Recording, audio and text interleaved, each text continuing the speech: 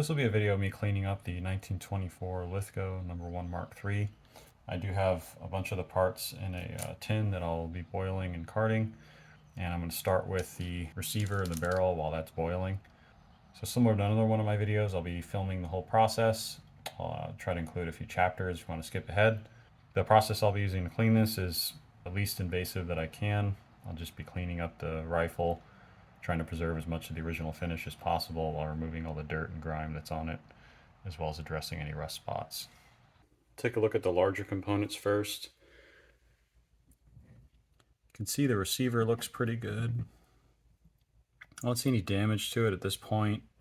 I'll have to break it down more, clean it up to really see. But it looks like the finish looks pretty decent underneath the wood. I don't see any pitting right now. Oddly enough, it does have the ring here for the screw, so I'm not really sure why they filled in the fore end. You can see the rear sight looks good. I can start making out some markings. I do see some of the Lithgow inspection marks, but I should be able to see more when I clean it up. The draws are a little better than I expected them to be, but they are not great. I will try to salvage this fore end. I think I can. I'll have to clean it up and really see how the wood looks, but I would like to use the original fore end on it. So I'll do my best there. It does look like this is like a plug of some sort. You can see the other end of it here. I will try to remove it if I can. That way I can install the screw that's supposed to go there. See how that goes. It was missing this piece right here. It's a little spring-loaded piece that pushes down on the nose cap. Other than that, I mean, the stock here looks pretty decent. And the top handguard here, I mean, there is a pretty big crack through it here and here. So I don't really know how salvageable this is. Again, I will do my best with it. The buttstock does look good. It's just really dirty. It does have some damage here, but I think that prevents it from being salvageable. I did notice it has a little thumbtack here or something.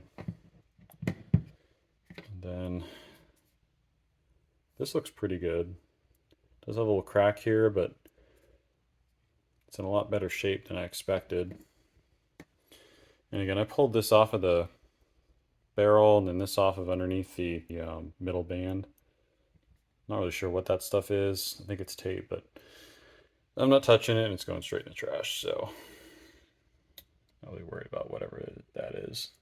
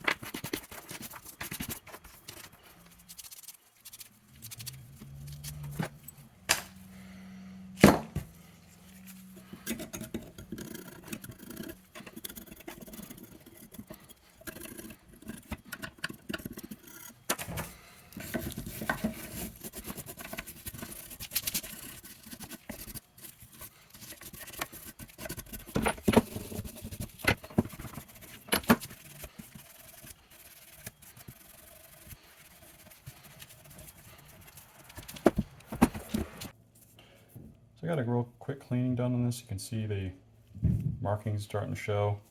I did get the remainder of that screw out. It actually just pushed right out, so I'm concerned it's stripped. And the threads there, we'll see. There's a whole bunch of inspection marks on here. Before I put it back together, I'll include in the video what all these inspection marks mean. I have the list of all the Lithgow markings, so I can go through all that. But you can see the barrel's in really good shape too. I don't see any pitting. A lot of the original finish is remaining. Just overall in good shape. So I still got some more cleaning to do, but I'll run through that, clean out the bore. And I'll get started on all the small parts, getting those boiled and carded.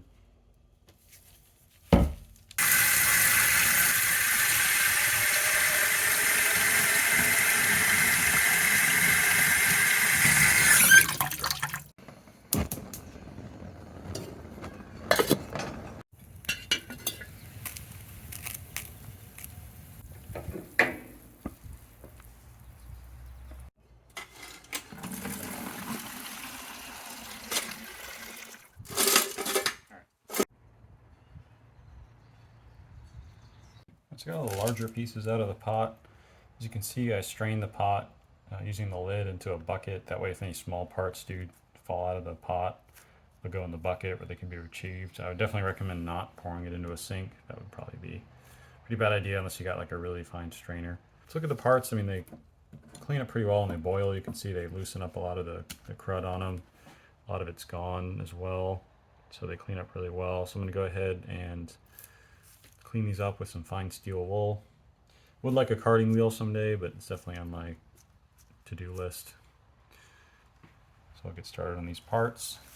All the smaller parts I'm going to leave in the pot till I clean them just so they don't get lost. And I'll transfer them over to one of my tin cans.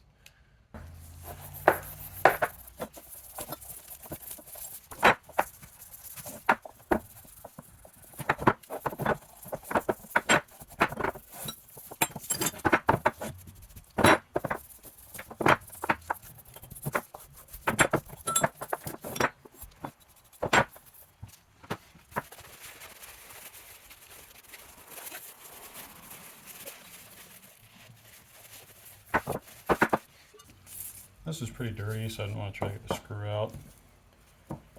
I balled it, helps clean it out. So the screw should come out pretty easy.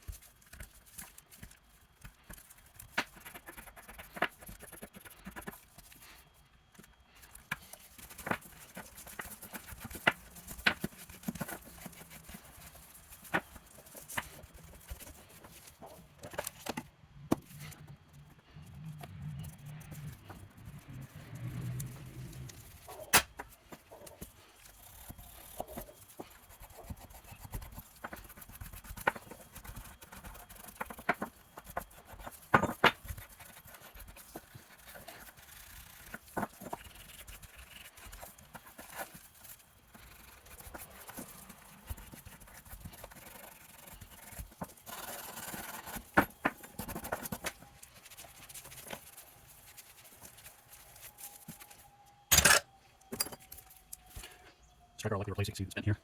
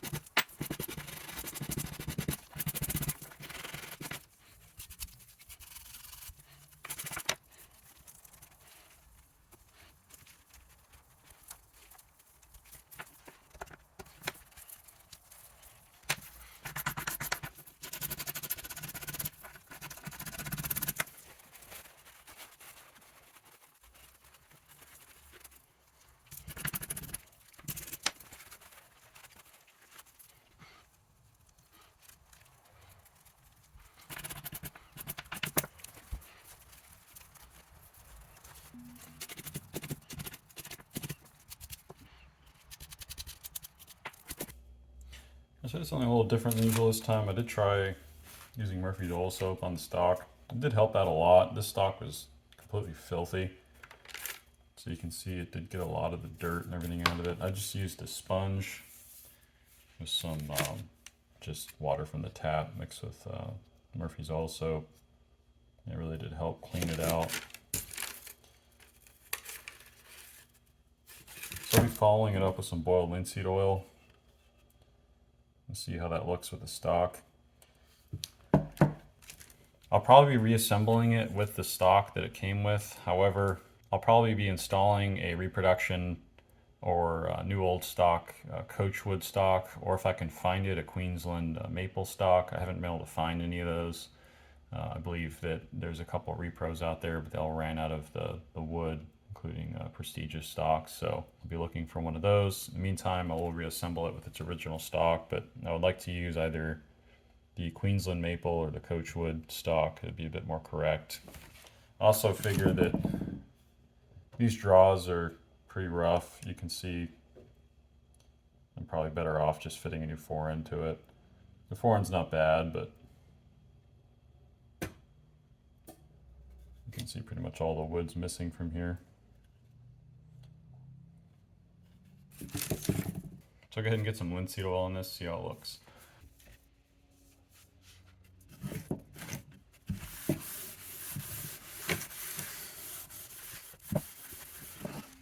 Definitely start seeing the difference.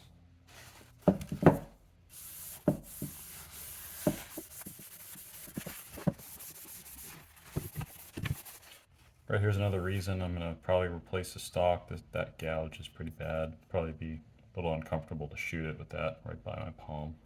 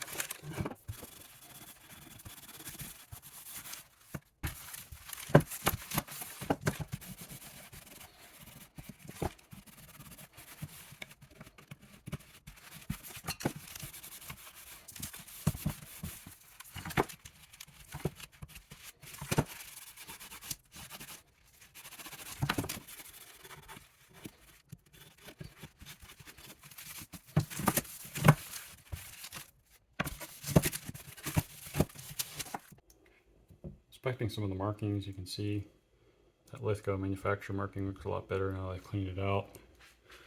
You can see the inspection marks, so these are the Lithgow inspection marks here on the receiver, and you can see some here on the barrel as well. That was, you can see a Roman numeral there, that was stamped after every step in the process, so everything from the creation of the actual part to bluing and everything on the barrel here. You can see the matching serial numbers. And then here you see the proofing marks here.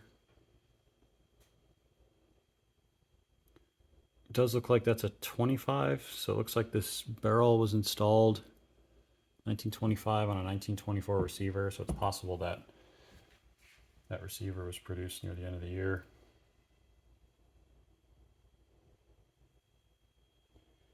And overall, it just looks really good, the finish here on the barrel. So overall, this is a pretty good barrel in action for a C grade. Looking at the stock, the butt and everything, I mean, it cleaned up decently well. It was pretty filthy, had a lot of dents and dings. You can see here, this is pretty rough shape. But generally, it could be worse. It does have Lithgow markings in here. You can see right here. So this could be the original forend. It does look like it, now that I cleaned it up and you can see the grains a little better, it does look like this is actually Coachwood. So this could very well be the original stock. However, I'm probably going to replace this stock. Again, I'm just waiting on finding either a Queensland Maple or a Coachwood stock. So I'll be putting it back together with the original stock just to show you how it looks after a cleaning, but I'll most likely be replacing the stock. And I'll do a video on how I fit the forend as well as the other parts of the stock. So if you do have that project coming up, something to look out for, particularly the bedding here on the rear of the fore end here. That can be a bit challenging. So I'll go ahead and put it all back together and show you how it looks. All right, so I got it all reassembled. Take a closer look at it. See the butt plate. The butt looks a lot better than before. Still got some dirt on it, but it's going to take a bit of time to clean. And you can see there's that little chunk missing.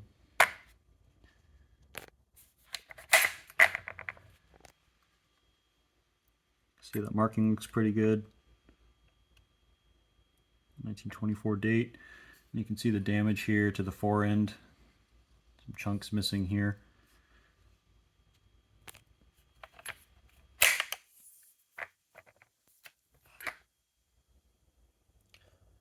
Overall, not in bad shape. It does look a lot better with this magazine in. And you can see here, did install the magazine cutoff. That does look good. Looks a lot better than just an empty slot, in my opinion. But the fore end will likely be replaced just because it's pretty much all the wood's missing in the back side here, and that's not really good for it if you're planning on shooting it.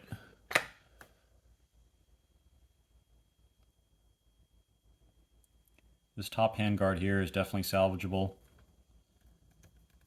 Did clean up nicely.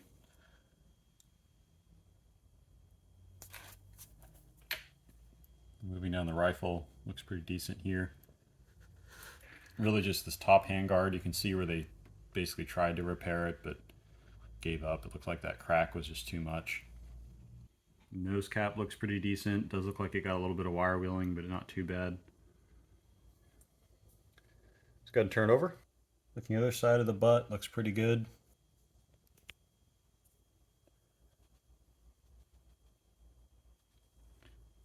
There's that import mark. It's fairly small, but you can still make it out.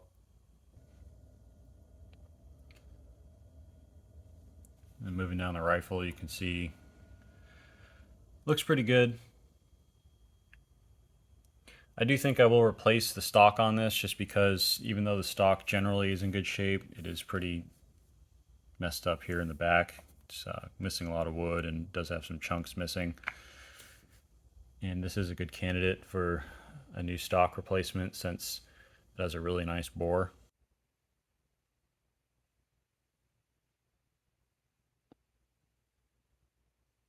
So I'd really like to be able to shoot it.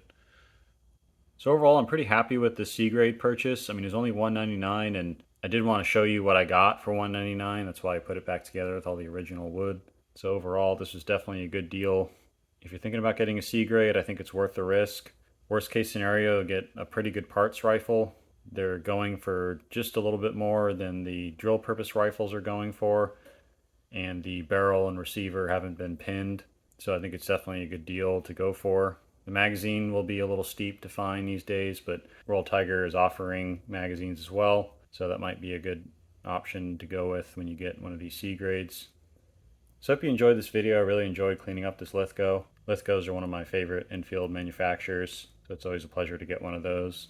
Definitely stay tuned on this one. It might take me some time to source all the stock pieces that I need, either in Coachwood or Queensland Maple. But eventually when I do get those, it'll be a pretty fun project getting this up back to specifications in the 1920s when it was produced. So keep an eye out for that. I'll have some more upcoming Enfield projects as well as some other projects coming up, so if you'd like to see those, feel free to subscribe and sign up for alerts. And as always, thank you for watching.